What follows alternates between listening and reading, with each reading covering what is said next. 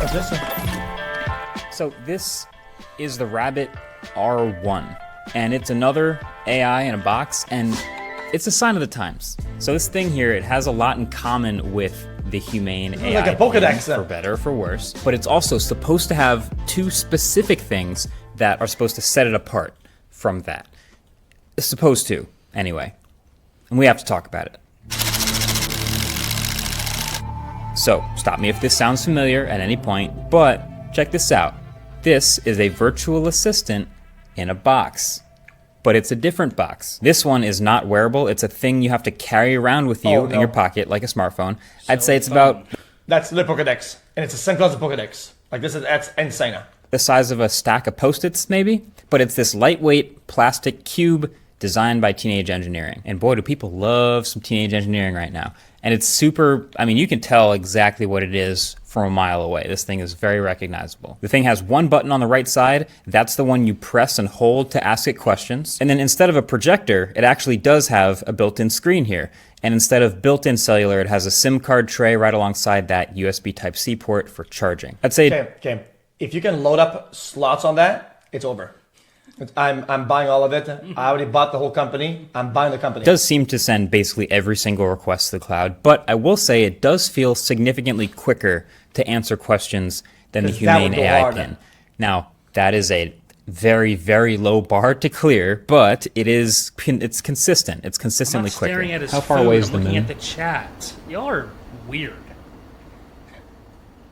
The average distance between Earth and the Moon is approximately 384,400 kilometers. You can connect headphones via Bluetooth or turn the built-in speaker all the way up like I have, but it also shows you the text of your answer on the screen right underneath this bouncing rabbit and the time and the battery. Matter of fact, it basically always shows this bouncing rabbit all the time. It's how you know it's awake. You hit that button once to put it to sleep, or it would do that automatically after a few seconds. Then hit the button again to wake it up. Boom, just the rabbit waiting for you there. And then to get to settings, there's no button to press for that. There's no gesture on the screen or anything. You just shake it like an Etch-a-Sketch. And as long as you do that, then from there you can scroll up and down with this scroll wheel and select with the button. That's how you get around the UI. So the other two things it has are the scroll wheel and a swiveling camera. So the scroll wheel for navigating around the UI instead of the screen is... I'll get to why it's odd in a second, but then of course the AI assistant is multimodal, and so you can use vision to answer questions about what it sees. So we've seen this before. With this one, you double tap to swivel it open and then press and hold to ask, I don't know, what type of plant is this? Taking a look now. The plant in the image appears to be a Monstera deliciosa, that was also pretty known decent. as a Swiss cheese plant. Yeah, that was pretty this good. This is a type of tropical, climbing evergreen plant native to southern Mexico and parts of Central America. The large, glossy green leaves are distinctive. As a reviewer testing this thing, I just feel like that DJ Khaled clip after a while where I'm just pointing at stuff like, okay, what is this? And what is this? And what is this? And what is this? And perhaps what is this? But I've just pointed it at my computer screen with a really long email on it and asked it for a summary, and it just reads it instantly and gives me a summary of it. It's done that with articles too. I think that's pretty cool. But yeah, it's an AI in a box. It's best at just answering questions.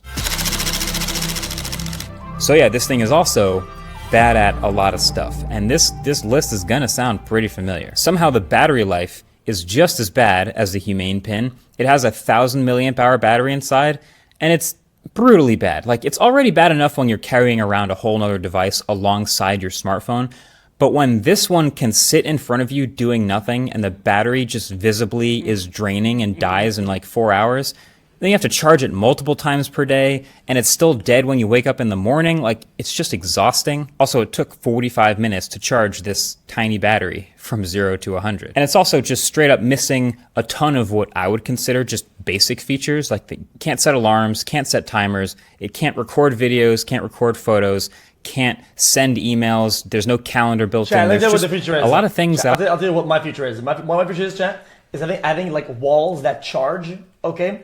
And then you have like a coat or something like that. I think that you wear that you put onto the wall, and it charges the coat, okay? And it has wires in it, and little pads in all the pockets, right?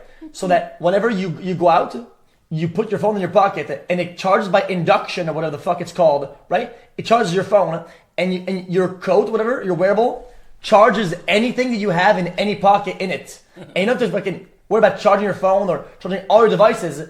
All you have to do is just put the coat at the right place when you get home. Boom. No. I mean, yeah, because the coat wouldn't fit you. Fuck you. Shut the fuck up. That I would Sorry, want. that I was out of pocket. I apologize, Jesse. It's all good. Bro, you can't say it's all good. You can't say that, man. We're both eating McDonald's, fatty.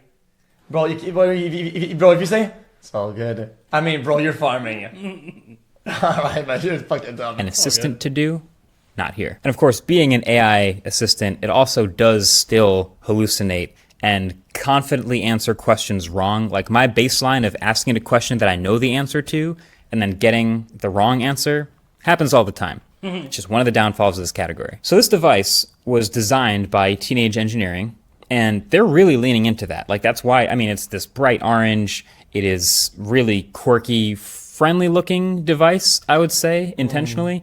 But yeah, they really love their analog controls. And this scroll wheel here doesn't surprise me, but it's actually really frustrating to use. I wish people ask this simple question. Can your phone do it? And if the answer is yes, it's usually a bad product. Usually, because phones do everything these days. First of all, it protrudes out the back a little bit, as you can see, which looks kind of cool. But that means if it was really sensitive that it would actually scroll if you just put it down on a table or something. So they've dialed down the sensitivity of the scroll wheel, so it's actually super slow. Like there's a surprising amount of scroll motion required to go down one line in the settings. And then there's The last problem that we have, I think, as humans on a daily life is battery. It's the final actual problem that we don't have a lot of solutions for.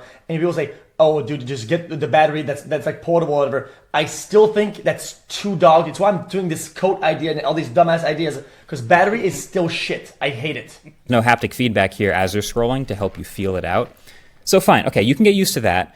You use the button to select, but then you've also noticed there's no back button anywhere on this device. So to go back up a level, you have to scroll all the way back up to the top every single time. That also gets annoying. And then to change brightness or volume, you actually need two hands. So you just go into brightness to select, and you hold the button with one hand and then scroll the scroll wheel with the other hand to adjust brightness. Which, yeah, you can't do it with one hand. It works, so you can learn it and you can say, it's this quirky UI it's got going on. But I feel like a lot of these problems would be solved if this was a touchscreen. So what if I told you this is a touchscreen and they just don't really let you use it for almost anything? Like moving through these menus would be easier if I could just tap what I wanted to. This guy is weird. Going back after a long scroll would be easier if I could just flip scroll back to the top of a list and hit back. But you can't. The only thing you can use the touchscreen for is basically typing on the keyboard in terminal mode. So with terminal enabled, you can turn it sideways, a keyboard pops up, and you can type your questions and get text answers, which is great. And you can move between letters with the scroll wheel. It's kind of a neat feature, I guess. Remember but the Nintendo typing why can't shit? we use the touchscreen for anything else? Is it just them trying not to look too much like a smartphone?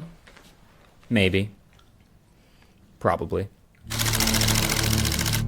So, okay, what's the point? Why does this thing exist? If it's so similar to the other one that was also so bad, what are we doing here? And really there's two things that I think they're hoping will be the things that set it apart from the other one. That should, in the words of their co-founder, Jesse. But I don't think MKBHD will say this is the worst device he ever reviewed so far. Which, low bar, but okay. Those two things are the price tag and the large action model. So the Humane Pin was so easy for everyone to dunk on because it cost as much as a phone. It was $700 with a $24 a month subscription to not turn into a brick. It's just insane. So this one right here costs $200 and no subscription. So, okay, that hits a little different. But also, you can tell it's $200. First of all, you will need a separate SIM card to get it to work on cellular. So while there is no subscription fee for Rabbit to keep the device working, that is still a fee you're going to pay every month to get data outside of Wi-Fi. But then, okay, the unboxing experience is extremely minimal. It comes in a single cardboard box with a cassette tape looking plastic container that doubles as a stand, but there's literally nothing else. No charging Just brick, hotspot no your shit, USB-C cable, no stickers, no paper instruction manual, nothing at all.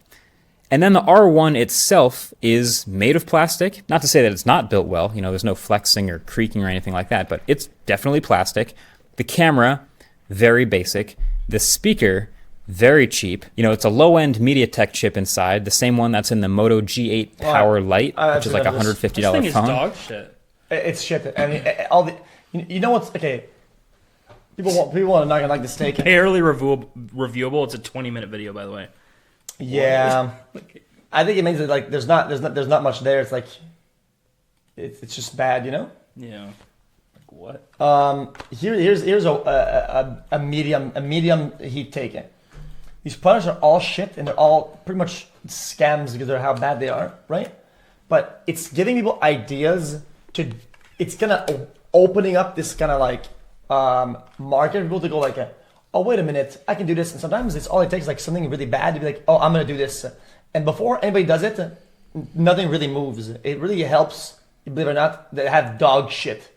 It does. And we've seen it a million times. You get a lot of dog shit, and then you get a good one. And you wouldn't have the good one without the dog shit ones. This is what I would do. First, I'd get rid of the scroll wheel completely. It's cute, but it's just not useful enough to me. And then now, probably just move the camera on top of the bezel. There's a little bit of room there. And then maybe add some hardware volume buttons. It is a speech-based device, and you might as well extend the screen because, you got a little bit of room down there. And, oh look, it's a phone. So if I had to redesign this... True. Ain't true. That's kind of what I said, yeah. All this shit, the phone does it better. But I look 18 minutes before I clap your cheeks with a...